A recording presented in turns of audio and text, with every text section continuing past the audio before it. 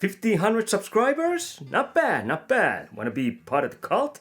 Subscribe now. Although this isn't what I usually do on this channel. I usually do gaming and movie related stuff. This is just Q&A. This is a special episode because, well, I hit 1,500 subscribers, so I had to do something. I mean, I kind of missed my 1,000 subscriber thingy, so better late than never, I guess. But yeah, since I hit 1,500 subscribers, I thought I'd do something special, something really special. And I ended up doing the same thing that every other YouTuber does when they have to do some kind of special episode because they hit some kind of milestone. So it's not really that special, it's same shit as everyone else.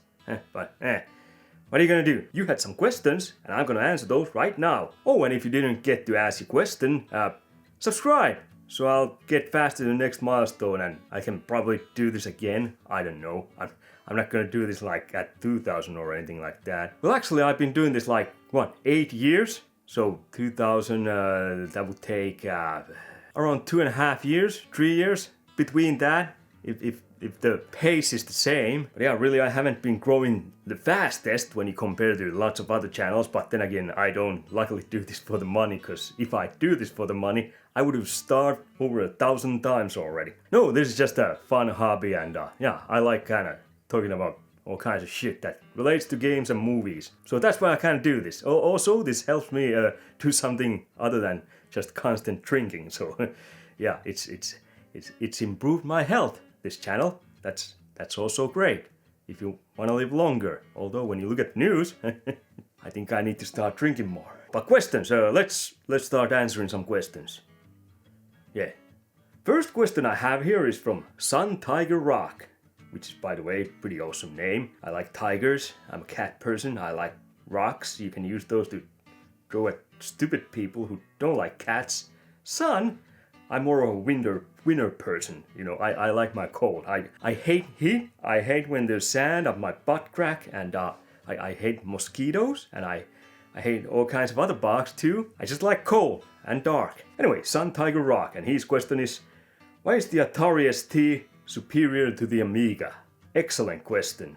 Now, to be fair, I don't think I've ever played with Atari ST. Here in Europe, I think Amiga was the home computer out of those two that was more popular. Atari ST was, I think that was more popular in US. Correct me if I'm wrong, but that's how I view the situation when it comes to those two consoles. But I'm not gonna leave you without answer. This is a reason I don't think a lot of people know. See, if you want to get a new Amiga, you're gonna have to pay for it. But if you want to get a new Atari ST, well, all you gotta do is find another person with Atari ST and fuck him, because ST is sexually transmitted. And it doesn't have the D, so you don't get any diseases, so that's a plus. You can just fuck your way into huge Atari ST console collection. I'm sure that's how it works. So obviously that actually makes it the greatest home PC/console ever. I wish I'd gotten everything in my collection by fucking. Would have gotten laid a lot of times. But no, fuck, when it comes to Atari ST and Amiga, I was always Amiga guy more. I don't have Amiga, but kind of want one, but I don't think I have the room for that, so I might have to bury those dreams of having Amiga. Anyway, move on to the next question. Next question comes from Lilitha Star. I'm Lilitha. That name is really hard for me to pronounce, but I hope I didn't butcher it, but yeah, Lilitha Star. Oh, and Lilitha Star has been watching my channel almost from the start. I mean, she started like a year or two into, and she went back and watched all the old videos too. I remember telling her you don't have to watch those older videos, but she did. I don't know what's wrong with her, but I appreciate it. It's good for the algorithm and metrics on my channel. But yeah, I wish no one would watch like the first 3-4 years. I don't know. It's maybe 5. Really appreciate her. She's fantastic person. Anyway, nice. Thank you. Congrats on the high numbers. Thanks again. Q&A. What is your favorite film from your homeland and your favorite ever video game? Those are two great questions. And favorite ever video game? that doesn't say Homeland, so I'm guessing you mean my all-time favorite game, and that is Mega Man 2. I've said it before on this channel, Mega Man 2, you can't beat Mega Man 2. It is the perfect video game. It's so goddamn good. Best soundtrack when it comes to games ever. There's no better soundtrack than Mega Man 2 soundtrack. It is so good. And Mega Man games, you know, Mega Man 2, that is like the perfect video game. If there's a person who, for some weird reason, don't know what video games are or has never seen one, Mega Man 2 is the perfect video game to show them. You have your character, you jump around, you shoot, there's great boss fights, you know, you get new weapons from the bosses. It's so good. It's so good. It's the perfect video game. And like I said, the music's also. Mega Man 2 is the greatest game of all time. I can't help it. Now the other question though, this is a bit tougher to answer. What is your favorite film from your homeland?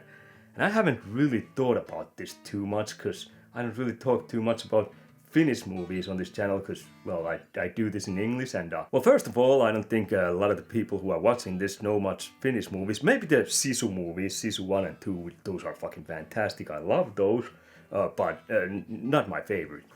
I've never really gone into Finnish movies on this channel, so technically there's a lot to talk about, but on the other hand, I've never been a huge fan of Finnish film industry. Well, Sisu movies are fucking fantastic, but there are a few fantastic movies, and also I do love mostly the older stuff. Again, kind of like everywhere else. Finnish film industry is kind of funny.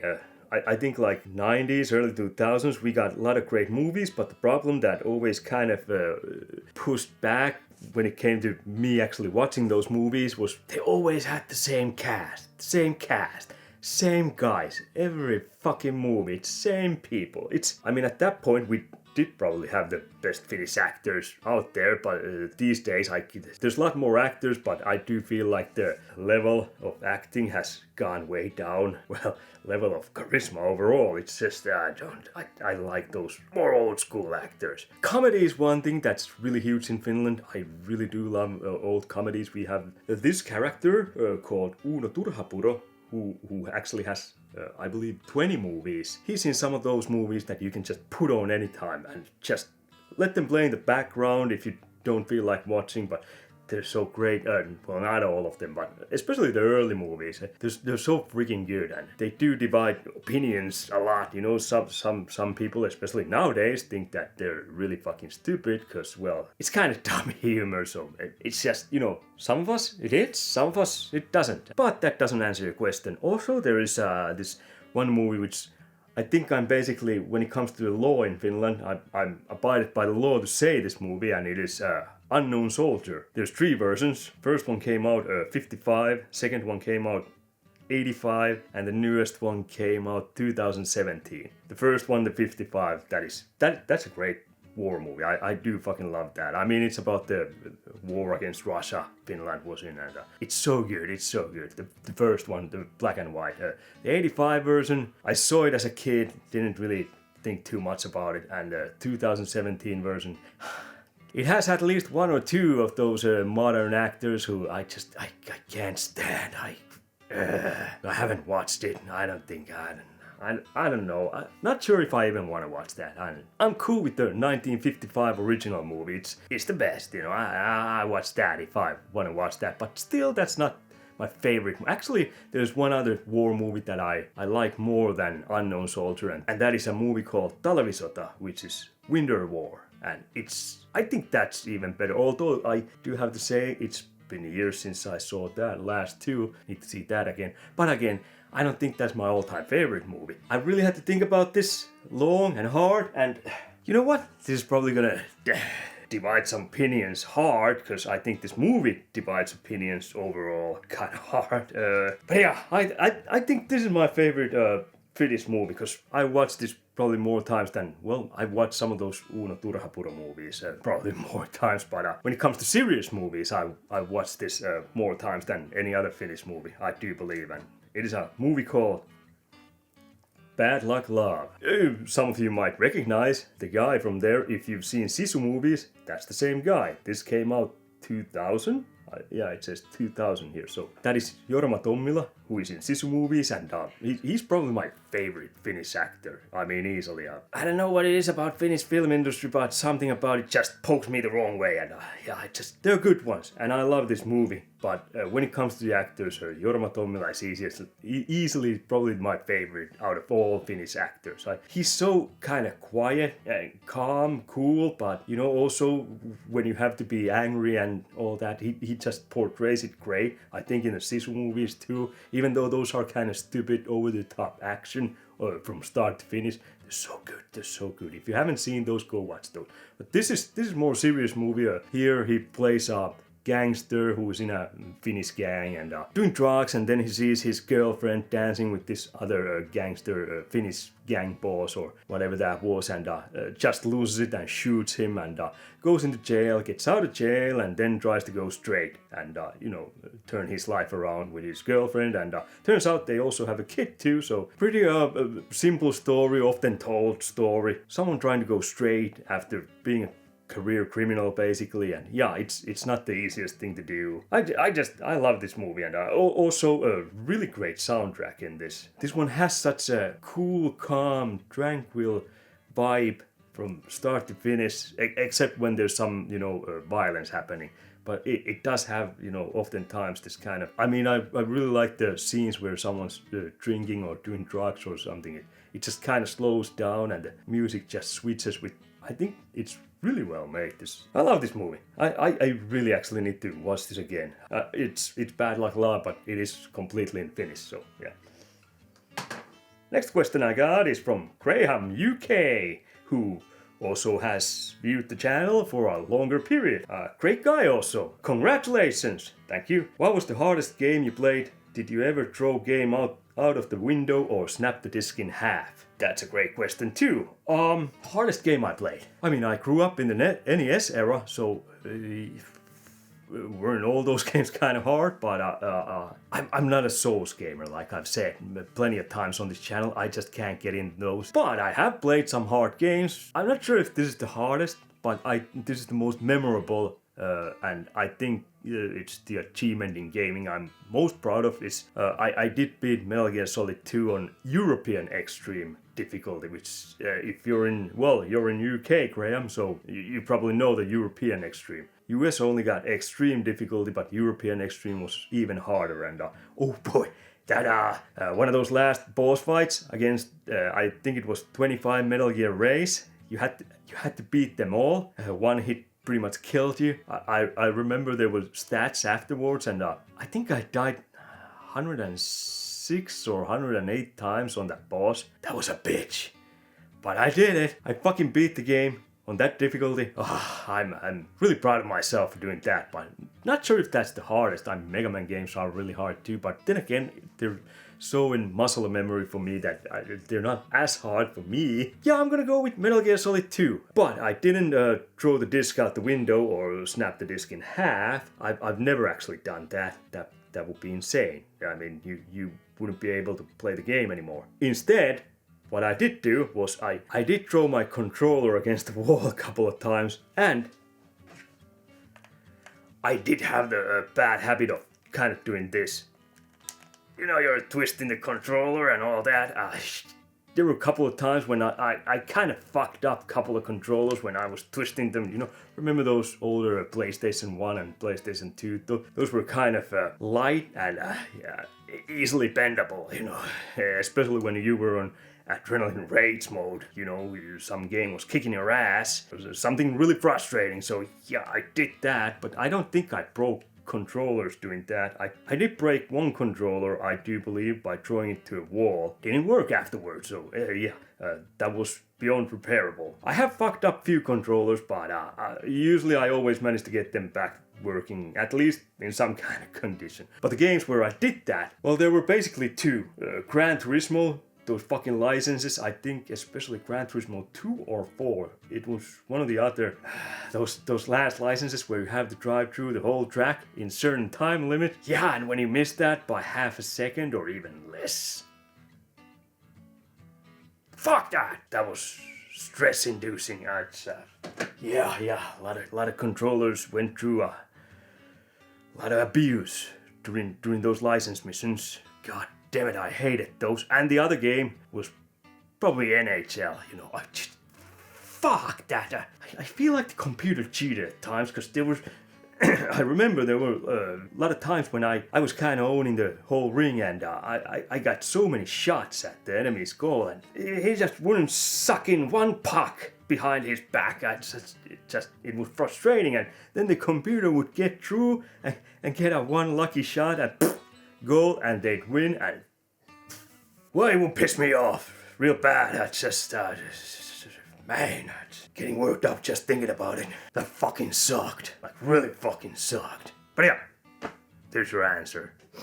Next question I got is from Watawa, which is, if I'm not completely mistaken, this is old co-worker. It has to be. Yeah, great guy, great co-worker. If this, I've never asked him, but I'm pretty goddamn sure this is him. It can't be anyone else. And also this question, well, this isn't game or movie related. How long is your winter holiday this year? Well, there's a reason he asked that.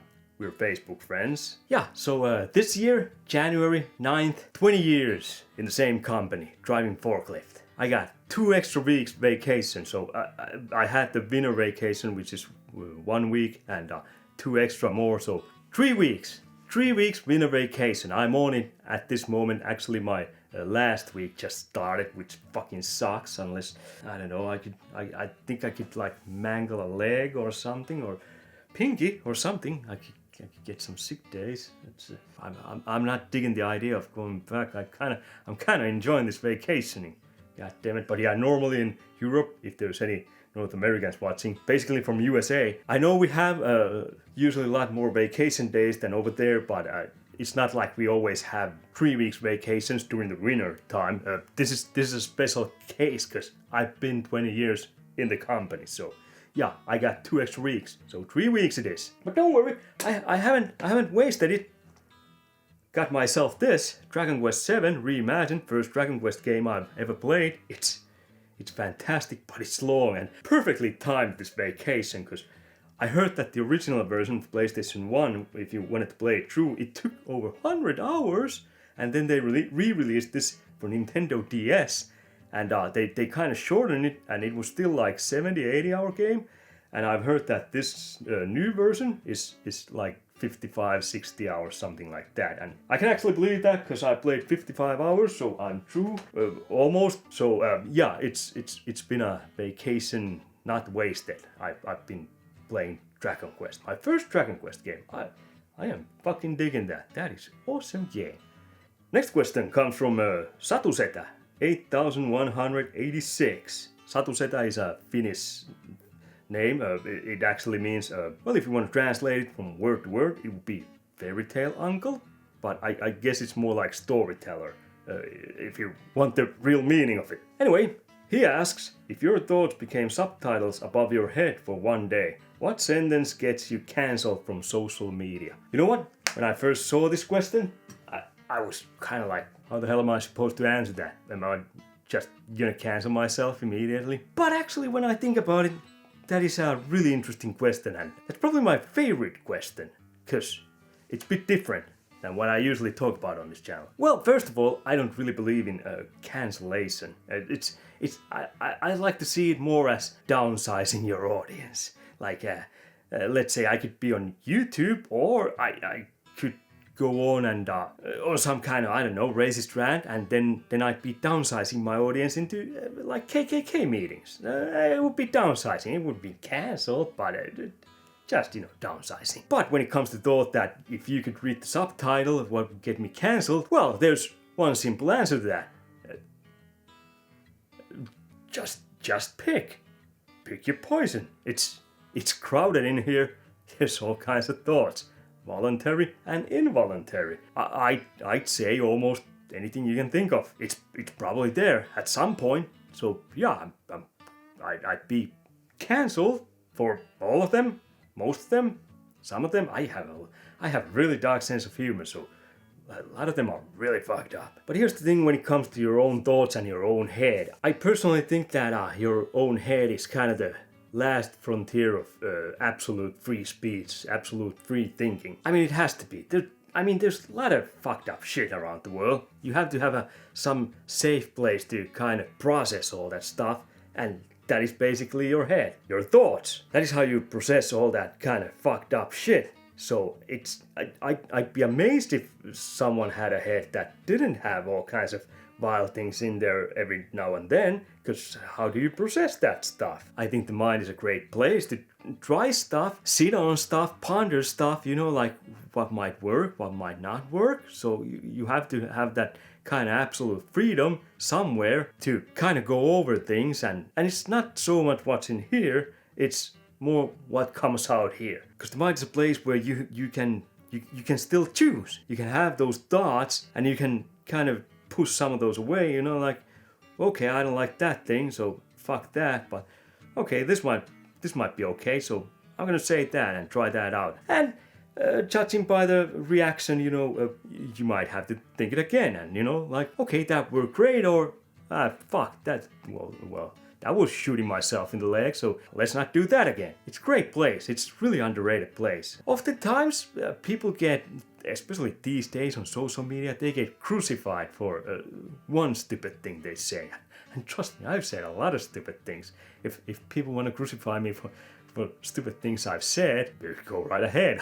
I don't even stand a chance. Trust me. I've been online a lot of times, drunk and bored. I've probably said all kinds of shit that could get me cancelled. So, but the thing is, you kind of learn from that. You evolve. Your thought patterns evolve. You just gotta have kind of open mind. But then again, being cancelled from social media, first of all, I think social media is the lowest form of conversation you can have most of the time. Sometimes you can get something good, but I don't really expect miracles if I'm talking out there on social media. There are a few people who, I know, and they know me, and yeah, it works, but if you just, you see like a random news and you go and you write your opinion about it, there's gonna be a lot of assholes, and it's just, I'd almost wear it as a badge of honor to be kicked out of social media. Basically, the only reason why I'm on Twitter or X is because, it's not really even that great of a way to advertise your channel. I feel like I don't really feel like I get so,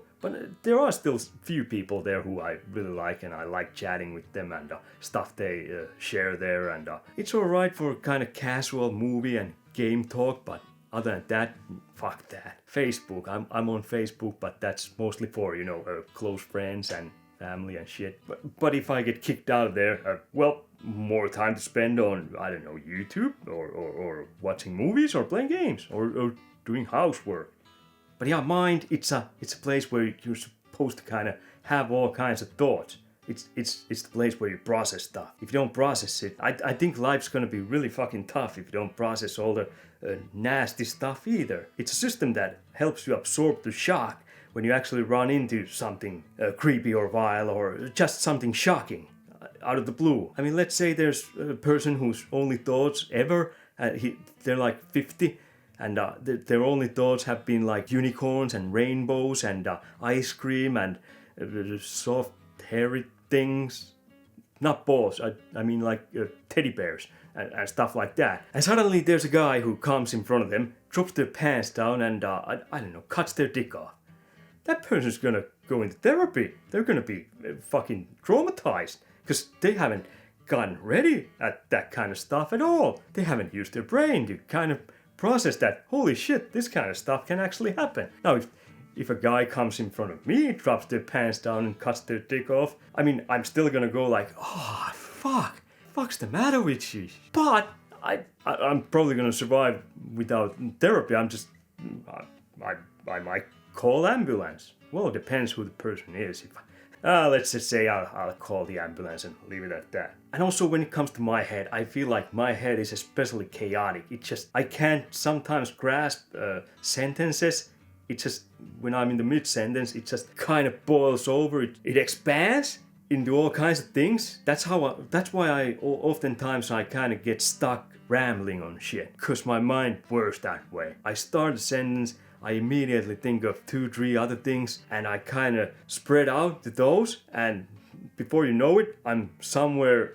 I was going here, but I'm like somewhere there. Don't know how I got there. Let's say you kick your couch and it hurts like hell. What's the first thought pops into your head? Burn this whole world down in the ground and everyone in it. Maybe it's just me. Who knows, but I feel like it's everyone else too. You're lying. You're all sick fucks. I know. Some of you just... you're pretending. Next question comes from Poon Snorkeler 9129. That is an excellent name. Poon Snorkeler. Anyway, here goes the comment. Congratulations, man. Thank you. Question. If you had to play only one console for the rest of your life, what console would you pick? You know what? I might say PlayStation 5. It's not my favorite console, but when you consider that it actually plays PlayStation 4 games and they're doing so many remakes and re-releases and remasters of old games for that, I think I'd be set. But if the rules are, if I'm gonna pick a console, I'm gonna be stuck with that console's library. Oh, well, that makes it tougher. Guess I might have to go with either PlayStation 1, PlayStation 2, or possibly Nintendo Switch. Oh, I love Switch too, but PlayStation 2, that one has so many goddamn good legendary games. PlayStation 2, Silent Hill 2 and 3, although Silent Hill 1 is on PlayStation 1, although Silent Hill 2 is better. Resident Evil 4, but Resident Evil 1, 2 and 3 are on PlayStation 1. The Warriors, GTA, Vice City, San Andreas, GTA 3, but I also do like GTA 1. Goddamn PlayStation 1, oh, Final Fantasy 7, 8, 9, and also 1 through 6, because it got those anthology packages. Oh, Grandia is on that. Oh, shit. PlayStation 2 has Dark Chronicle, or Dark Cloud 2, or also Dark Cloud 1, but I really prefer the Dark Cloud 2. Fuck. I think I'd pick PlayStation 2. PlayStation 1 is higher on my favorite console list, but still, just PlayStation 2, just the volume of games, I think I'd go with PlayStation 2. Yeah, PlayStation 2. Switch has a lot of good too. I'll go with PlayStation 2. I'm gonna regret that later on. I'm liking that answer. And then we get the last question, which is from Melly Playful, who is fucking fantastic. Love her, you know. She's always been a big supporter to her and Lilith the Star, who I mentioned there earlier, you know. Been pretty much almost from the start, you know. Both are great. I've talked to both a bunch of times, just great people. They're definitely my top 5 favorite people I've ran into, you know, over the course of doing this YouTube thing. Anyway, congrats! Thank you. And you just told me not to ask what I was going to ask. Because I said, I put out a little short video, I said don't ask about my dick size or why it smells like cadaver in my room. I'm guessing she meant the cadaver smell and that, because who would want to know my dick size? That's gross. So instead I'll ask, if you could live in any decade for 1 year, which would you choose? That is a great question. Any decade for 1 year. I guess that's more what year would I want to live? Oh, there's so many possibilities here. You could always take the popular route and go back in time and kill all kinds of dictators and shit like that, but that would be a boring answer. And also, if you go back and kill dictators, how do you know there's not going to be something worse instead of them, and how it changes the course of history? I don't want to mess with that. I don't want to have nothing to do with that. Someone else can go and do that. I'm going to be selfish here. Yeah. Screw that. When you think about it, late 90s, early 2000s would be cool, because that somewhere around there, if I chose a year from there, it would be a great way to actually get a lot of NES, Super Nintendo, Mega Drive, all those old games, and for real cheap. PlayStation 1 games even, real cheap. You know, early 2000s, when we had PlayStation 2, everyone was just giving away their old collections. That'd be great, but I gotta say, I've accumulated, I don't have nearly the biggest collection of games ever, but I'm happy with what I got. I work hard for every game I have. So many things you could go and see for yourself. You know what? 1966, The Good, the Bad and the Ugly came out. I would love to see that in theaters. Back then, they showed those movies sometimes years later in theaters. Wasn't like that. I'm not sure how it works.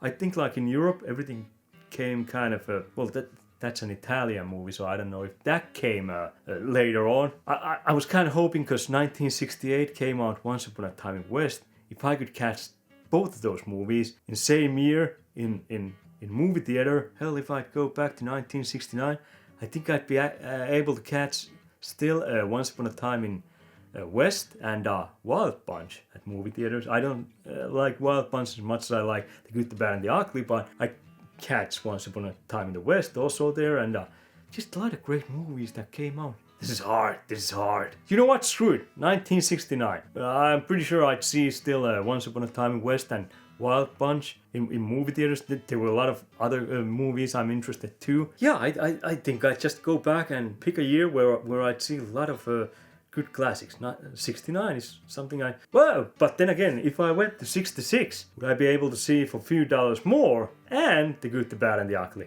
Huh. Screw it, I'd go back 1969. Yeah, just because I want to see a couple of old movies in cinema, in theater. No, I can't really think of another reason to go back in time.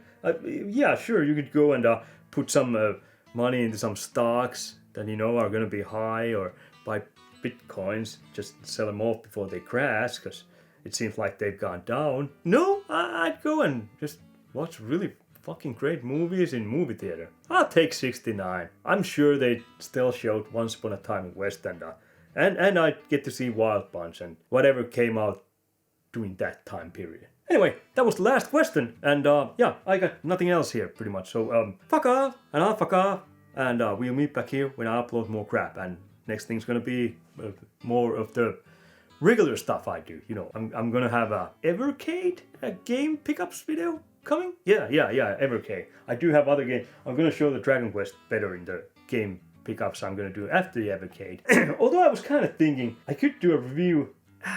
Don't know. I might just throw it in gaming pickups and review something else. Maybe something a bit smaller. Anyway, what's your favorite movie from your homeland? I don't know. I'm just gonna go. Goodbye.